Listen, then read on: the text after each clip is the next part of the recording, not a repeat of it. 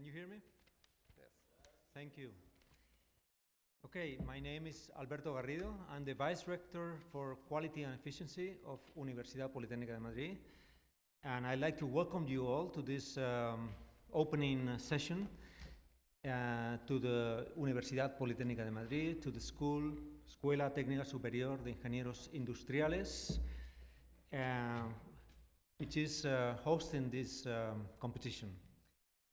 I'd like to give the floor to Professor Pascual Campoy, who's going to make an introduction to the conference. Please, Professor Campoy. Thank you very much. So first, dear Vice Minister of Science, University and Innovation of the Madrileñan government, dear Vice Chancellor of Quality and Efficiency of our Politécnica University Madrid, dear Dean of our Engineering Faculty or High School or High Technical School, as we name it in Spanish, dear IMAV authorities, dear IMAV committee members, dear IMAV audience, and dear students. It is my pleasure and my honor to have been collaborating with the IMAV international community ever since we first started participating in it already in 2012. I have to say that the IMAV community has always welcomed all researchers who wish to collaborate and to do their bit in bringing drones to work and to accomplish every time more demanding challenges. It is also a pleasure and an honor to bring this year IMAV challenges to Madrid, Spain, and to my alma mater, Universidad Politécnica de Madrid. There is no need to say that drones are becoming every time more popular nowadays, with an increasing number of applications day by day. Firstly, drones are eyes in the skies. That is perhaps not a bad place to have a look from. There are many special applications that can have a good advantage of this relevant position. Secondly, drones can also interact with the environment by getting to places that are very difficult to reach otherwise. And lastly, why not putting several of these drones to collaborate together? Having thus a deployment of eyes in the skies and a deployment of manipulators that can help each other. Year by year, IMAV competition and congresses are presenting new challenges to the international research community, always aimed to solve real social and industrial problems by using these aerial robots. This year, IMAV has put its focus in logistics, both indoors and outdoors, in which Correos, the Spanish post company, has highly collaborated as a platinum sponsor. Airbus, Parrot, AFOSR, and Aura Group as gold sponsor, and BitCraze as silver sponsor. Thanks to all of them, not only for the monetary support, but also for connecting real challenges with the research community. Finally, I would like to thank the whole IMAV organizing committee for the big efforts they have done in their great enthusiasm. Beatriz and Paloma for the all administrative work. Adrián, Riday, and Javier as main organizations of the competitions, as well as the whole team members that have been compatibilizing this work with their research duties as their main task. As representative of the local organizing team, I wish that you all enjoy the IMAV 19 and take good advantage of your participation in the competition, in the conferences, keynotes, fair, and all additional activities that we have prepared for you this year. Thank you very much.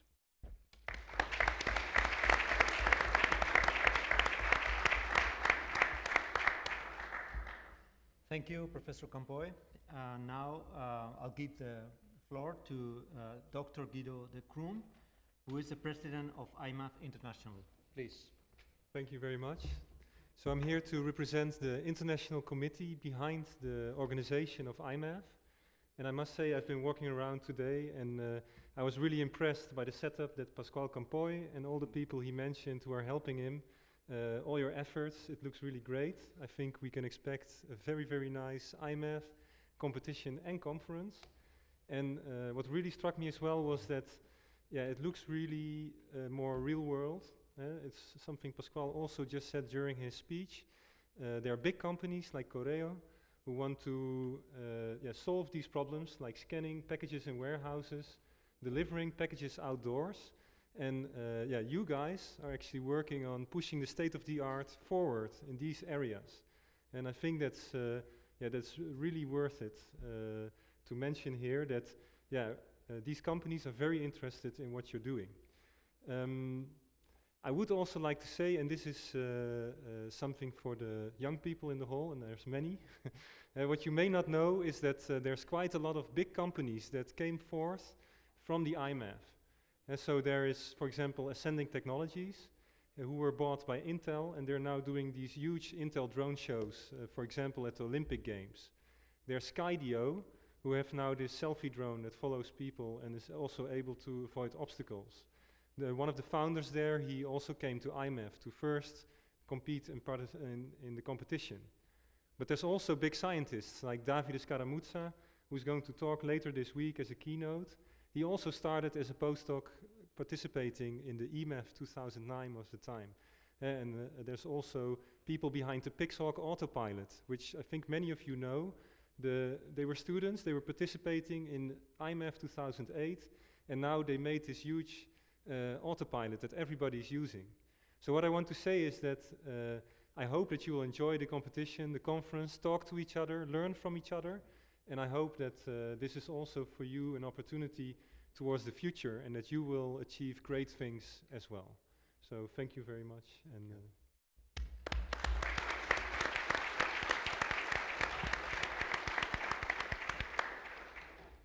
thank you, Dr. De Kroon. And now I'll give the floor to Professor Oscar Garcia, who is the Chancellor or the Director of the Escuela Técnica Superior de Ingenieros Industriales, School of Engineering, where we are. This is one of the 17 engineering schools of Universidad Politécnica de Madrid, and he'll give you the welcome words to all of you. Please, Director.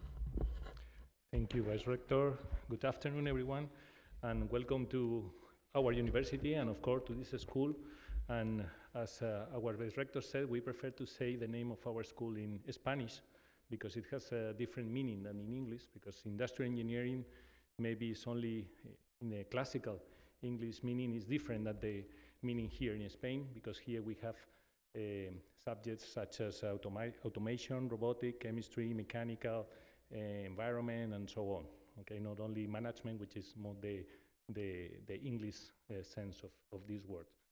We are pleased to hosting this conference here, and I want to congratulate Professor Campoy for giving this step and deciding to be the organizer of this conference. Well, I would like to say that this school has one of the biggest schools in our university. There are 4,500 students coming here every day, in addition to 300 faculties and 150 staff, people that help us in the teaching works. And well, it is a quite complex system. You may think that flying a drone is difficult, but managing a school like this is also as difficult as flying a drone, be sure of that. I should say also that a big portion of the students that we have in this school select studies in the area of automation and robotics. Is one of the most powerful areas in this school. In fact, our main bachelor degree that we have here, which is in English is something like industrial technologies. It has a specialization that is called automation and electronics, and it is the selected, the preferred option for all of our students. In addition to that, we have a master in automation and robotics, which is also very important, and a PhD program. Behind that, we have a very nice group of teachers, very good skills teachers, several research groups, and a very powerful research center that is called CAR, Center of Automation and Robotics. That is a center mix that is composed of people from UPM and Consejo Superior de Investigaciones Científicas. I think you will have maybe time to explain this to the audience. So I hope you can enjoy your stay here with us. We will do our best to make your life better these days here in our school, And of course, it is good advice if you try to enjoy the life in Madrid, at least during this nice weather week. So thank you very much for your presence here, and I wish you very good luck in your contest. Thank you.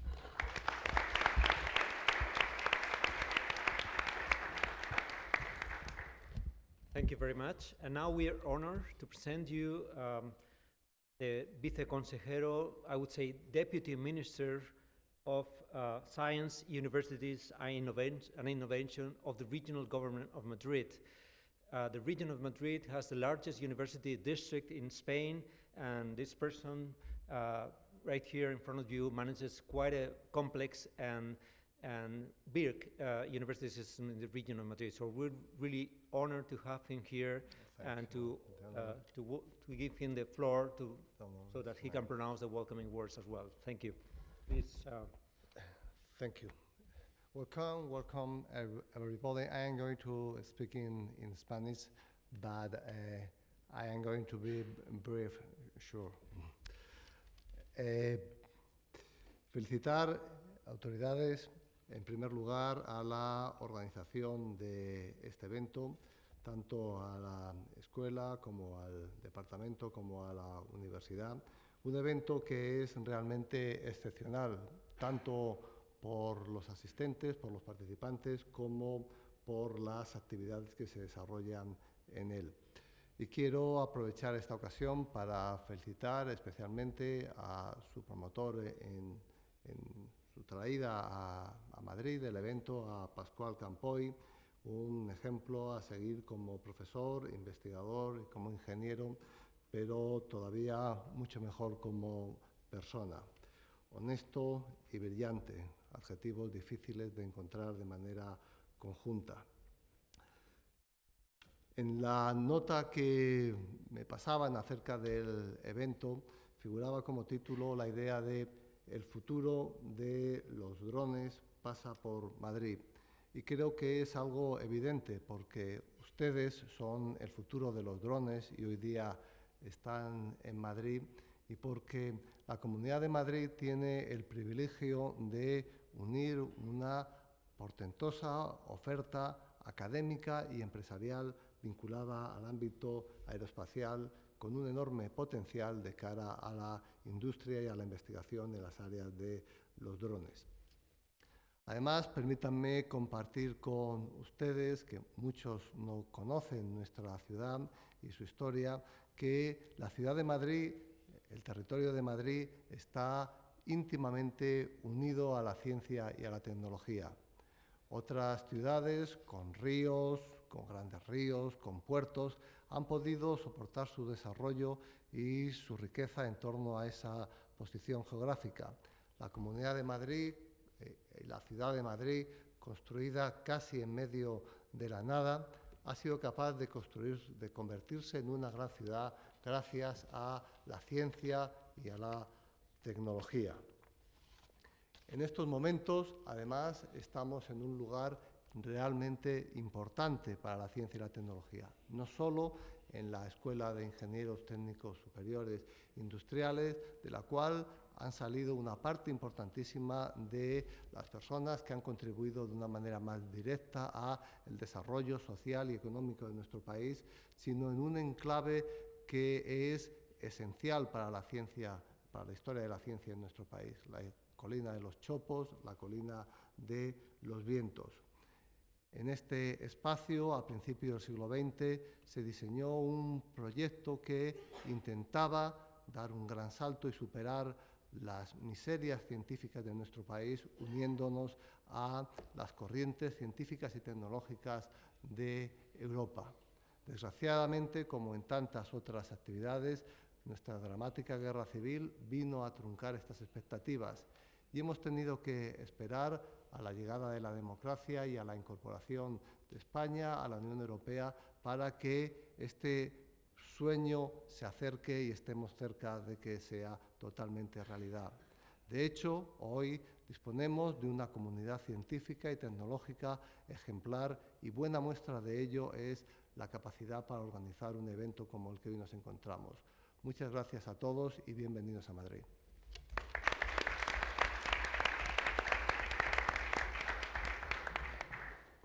Thank you very much, Deputy Minister Alfonso González. And now, since our rector could not be with us today because he was in A Coruña, northwest Spain, with other universities rectors and the King of Spain and the government opening the academic year. It's a formal activity and a formal act of opening of the course, academic course opening. He sent us a video, and we're going to watch the video of Rector Guillermo Cisneros, giving you our most sincere and warm welcome to our university. Please. Hello everybody, I'm Guillermo Cisneros, Rector of Universidad, Politécnica de Madrid. Welcome to this international conference and competition involving mini and micro aerial vehicles to be celebrated here in our Industrial Engineering School of our university. First of all, I apologize for not being present directly with you because, well, although this is a record that we have made in my office at the rectorate, the headquarters of our university, really, I'm today at the event of the general opening of the academic course for all universities of Spain, chaired by His Majesty, the King of Spain. So, as I said, I apologize for not being with you. Anyway, drones are important, very important in our lives, in all our society, for very many applications. We can live very many applications in our lives every day, everywhere, and so the importance of something that is like the drones, in which drones engineering is always behind everything that happens. With drones, as always, engineering is behind everything that's happening in our current lives.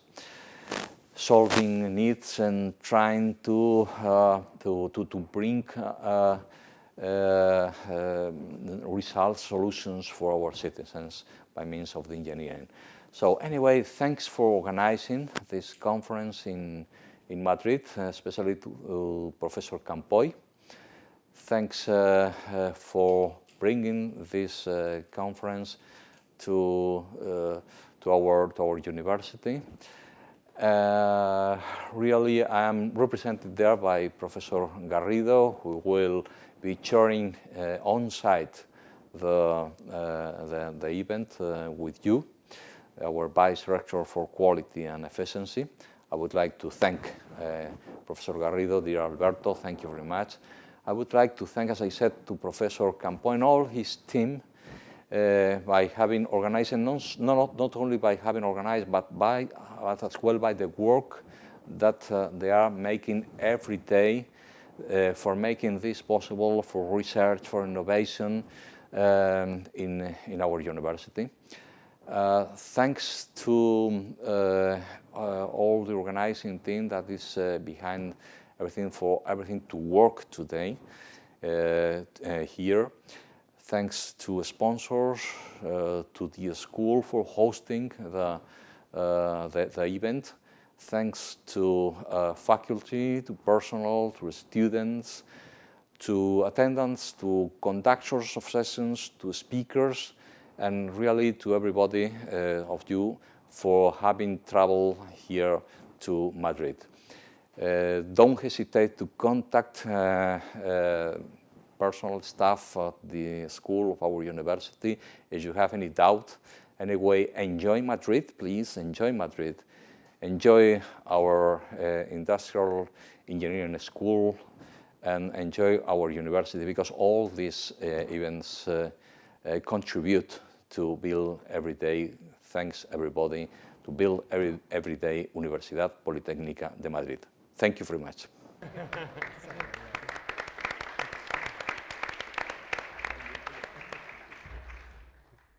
Okay, so I'd like to close this opening session by again welcoming you to Universidad Politécnica de Madrid, Escuela de Ingenieros Industriales, and I hope that you enjoy your stay here, that you get all the support to compete in a fair and with the best of your knowledge and ingenuity to compete with other students from around the world in the different trials or competitions that they've been prepared for you.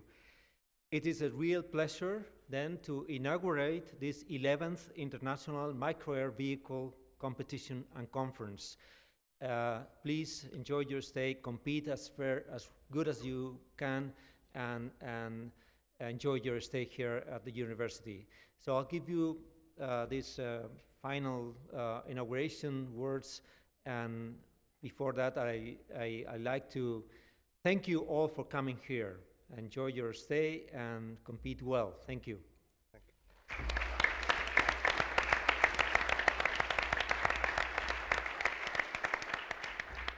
you. Now I'll give the floor to Professor Campoy, who is going to introduce you the next keynote speaker, Mrs. Isabel del Pozo, who is a leading engineer at Airbus. I'm sure she'll provide you with a wonderful conference on the topics that Airbus and the industry is working on related to micro-air vehicles. Thank you very much. Thank you.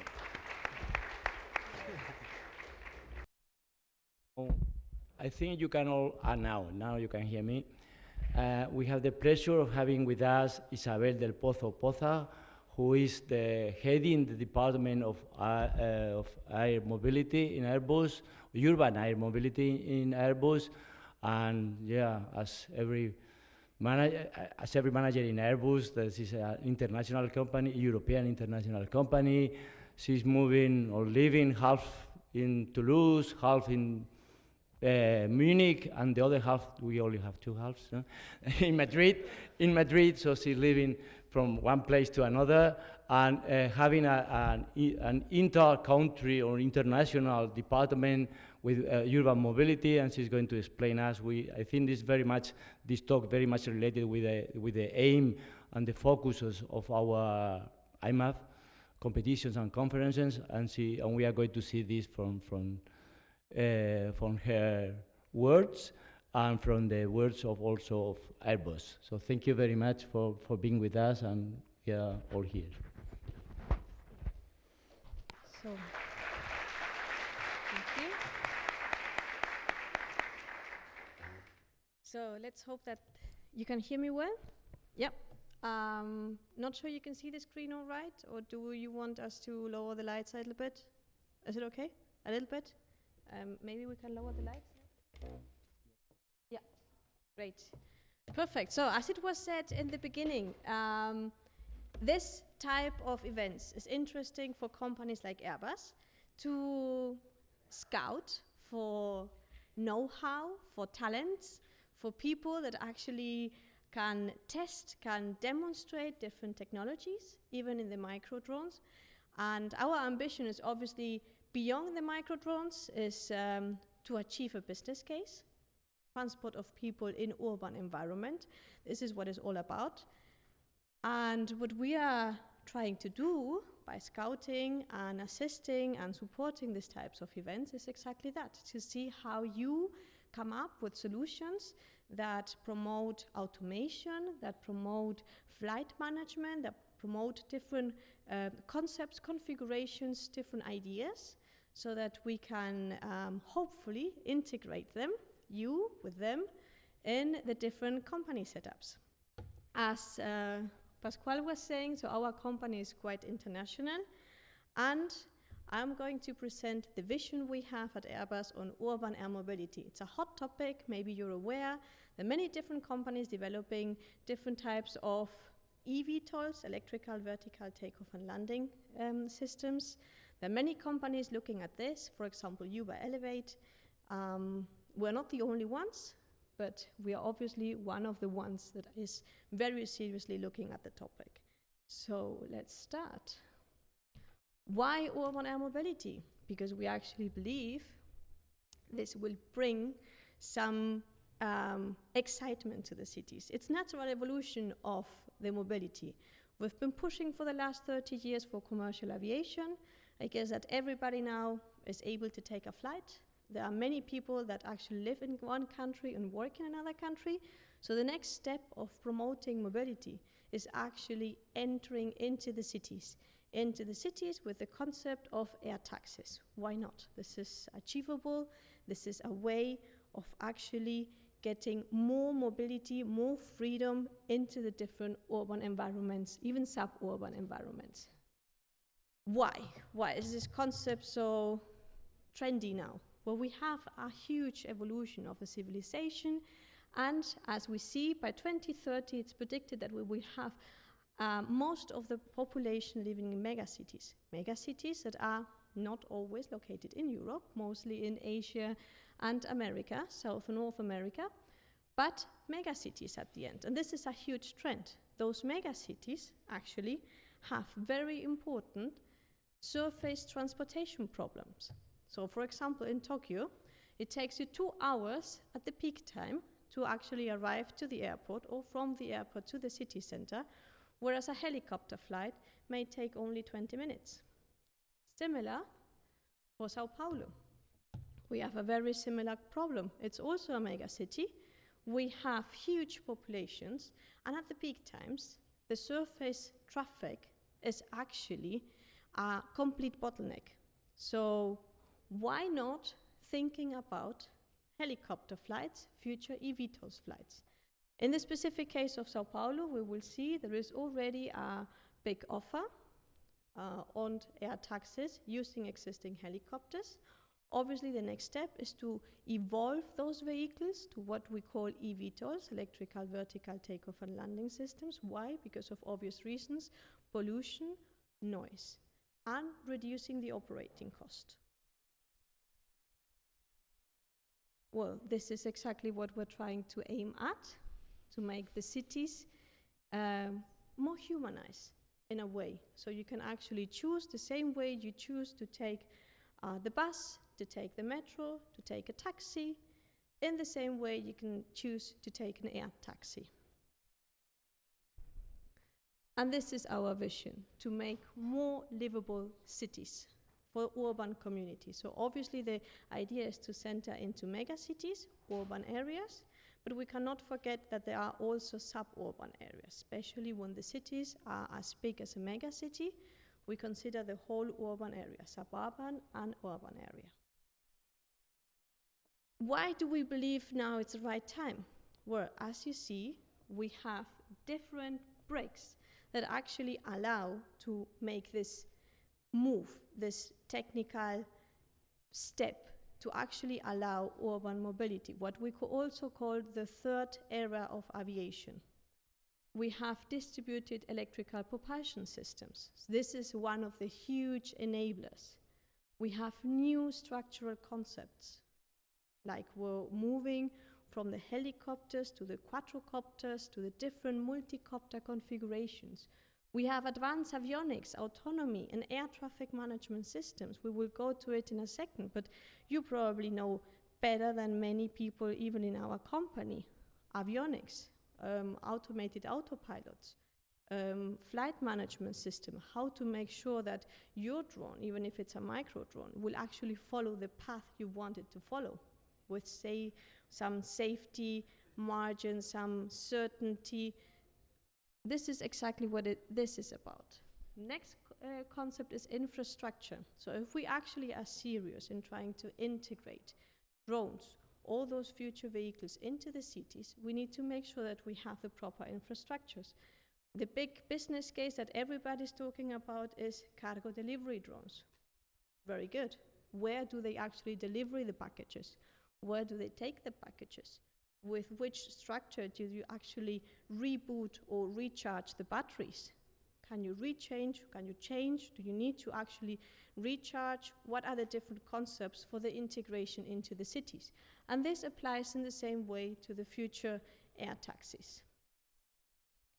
We have advanced services models. I mean, everybody now is using the mobile for almost anything, and this is what is expected, that you can actually take your mobile, open an app, and book your air taxi, your drone cargo service, etc. And connected passengers. So the passenger doesn't just want to take an air taxi or the metro or the bus. It's like when you go on Google and you actually search how to go from A to B, and then you get the different options, and it says, well, you can take this bus, then you can take the metro, then you can take potentially the air taxi. So it all has to be connected. It's a mobility as a service, mobility as a concept. So what are we actually looking at? This is illustrative. This doesn't really reflect the big numbers, but we have obviously some key technologies: electrical distributed propulsion, advanced flight management systems, self-piloted systems which will help to reduce the operating cost, and a fully automated air traffic management service, which we will go into that a little bit later. It's either U-Space or UTM. And there we see we have the legacy platforms, that's the existing helicopters. We will have a transition phase, and then at some point we will have the peak, the boost of the electrical vehicles.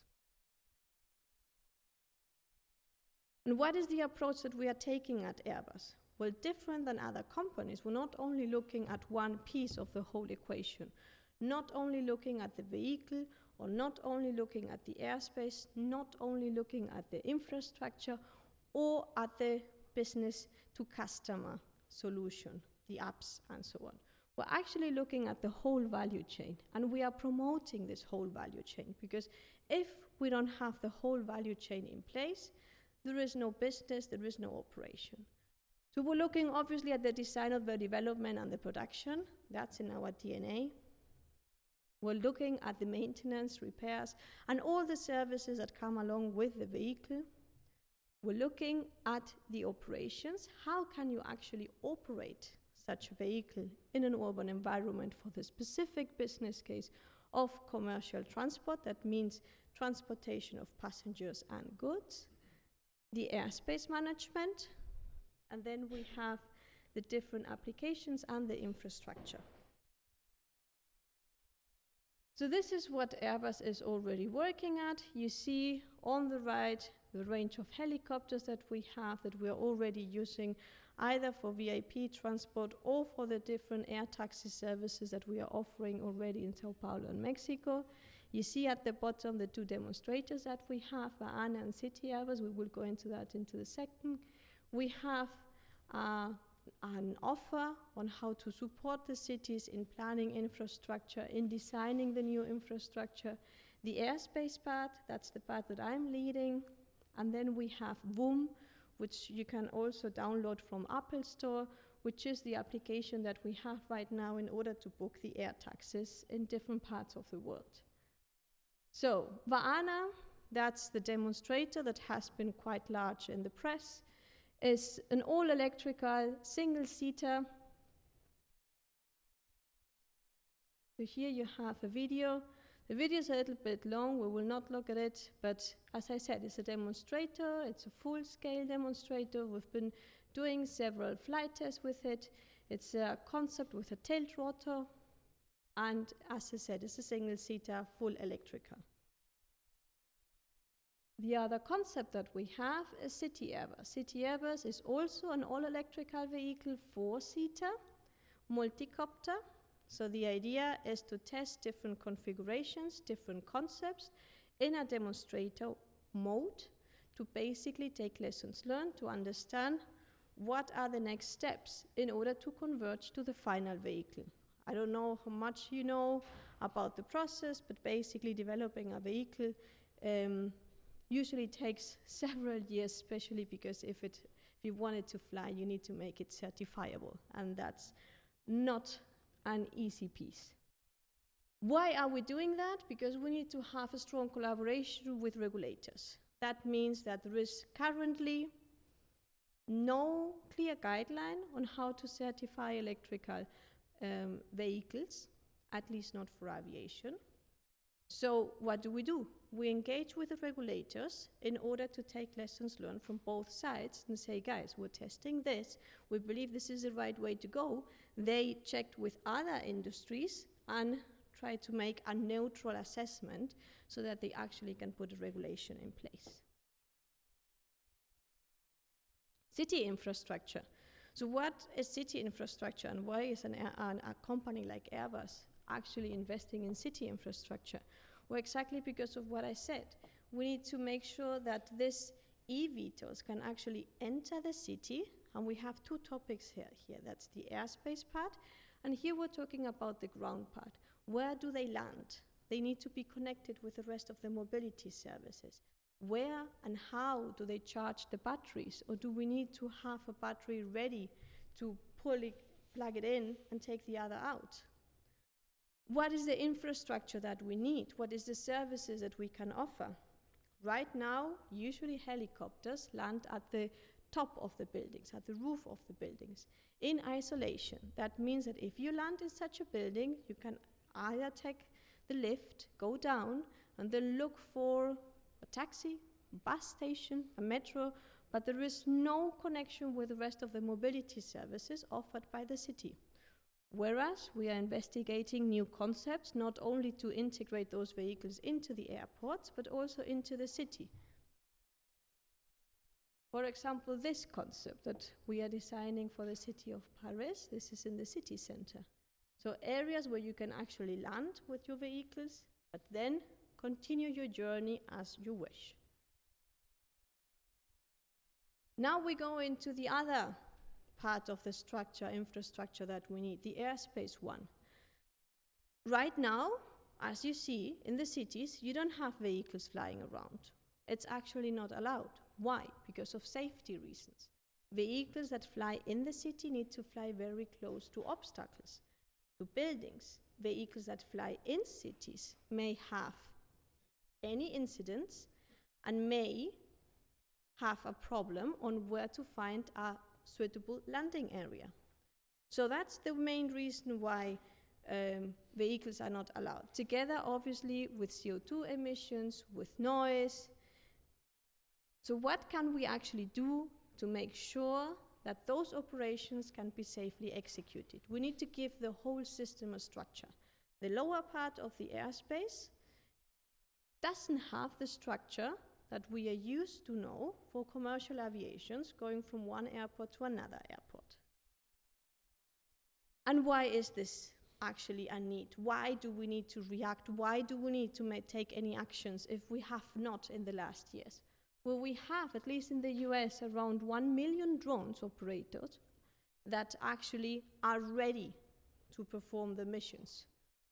We have around, as you see there, 170 new vehicles being developed, not only for drones that will actually transport cargo, but also for passengers. And we expect that these operations will basically be a reality next year. So that means that we need to move and we need to act. What is the problem that we have right now, looking at the airspace?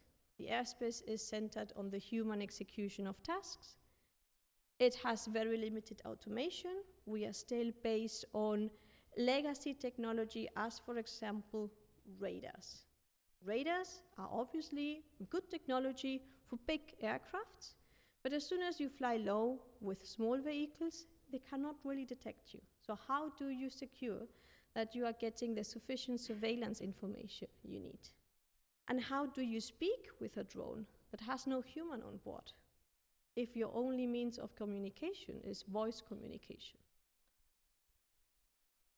So we believe at Airbus that with UTM, we need to support, obviously, the drone operations, in the future, the air taxi operations, but not only. This is an evolution that we are looking at since years, with the project in Europe that is called Single European Sky, ATM Research, looking at the whole evolution of the airspace and how this is driving towards more digitalization and more automation. And because we will have this many different types of operations, coming back to the different types of operations, hobby drones, imaging and analytics, building inspection, bridge inspections, delivery with cargo delivery, transport of passengers at different altitudes in different regions, suburban, urban environments. Obviously, the existing helicopter operations, emergency medical operations, amongst other. You probably know whenever you have a skiing accident, usually it's a helicopter that picks you up and takes you to the hospital. So we have a huge range of operations that will operate at different levels in the different airspace. And this will probably change our paradigm of air traffic management in the future. Right now, we have it very much centric around the air traffic controller role. We believe this is going to be more a decentralized system with services customized to the different types of operations.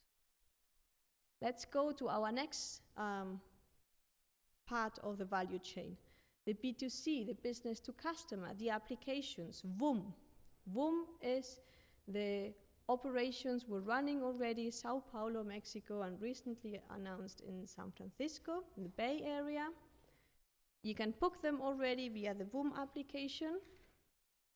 You see the different locations of the helipads, both at the airport and in the city center, and you can book it, you can create your profile, and then you will get a communication on when exactly the helicopter will pick you up, and you have certain flexibility in trying to fix the time of your flight.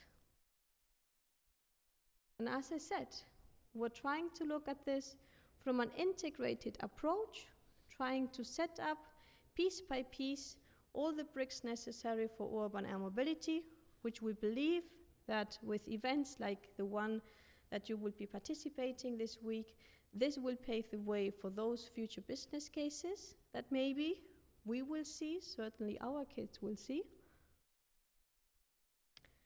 And that's it. Let's go vertical.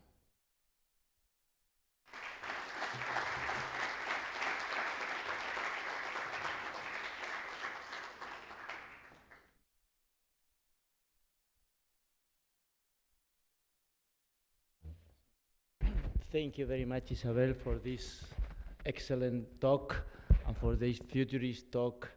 And at the same time, I think also very, very close to what we are expecting in the future, in the near future.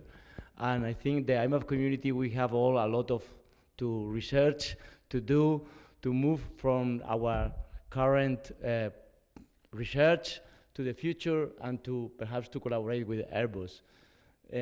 As close as possible, as close, I mean, approaching the Airbus, I mean, the industry to the research community. That is a very, very nice inspiration talk for all of us as a research community. Thank you very much. And I will, and now after these 2 days of testing our drones in the areas, in the indoor, outdoor areas, we all, I think, have deserved a small cocktail that we have here prepared for you and for starting because tomorrow we start already with the outdoor competition, and the day after we have the indoor competition that will be all very, very challenging. We are all keen to have a look to what we can do all you in these competitions. Okay, let's go for the coffee, but not for the coffee, for the for the cocktail. You can also have coffee if you want.